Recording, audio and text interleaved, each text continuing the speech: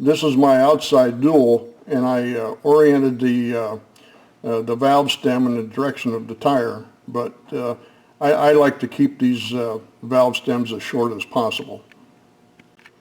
This is going to be really hard to see, but I don't use an extension on the inside dual. You don't need one.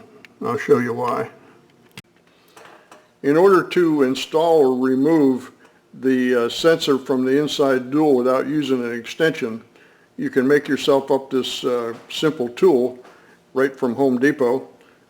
All this is a 3/4 inch piece of PVC pipe with a coupler on the end, and that fits the Pressure Pro perfectly. You just kind of snug it in there, go into the valve stem.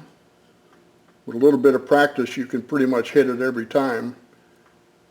Gently tighten it up, and then once you tighten it up, you just easily remove it, and it's done. No big deal. Pressure Pro sells that little tool for $4.50, but you know, you can make your own right at home.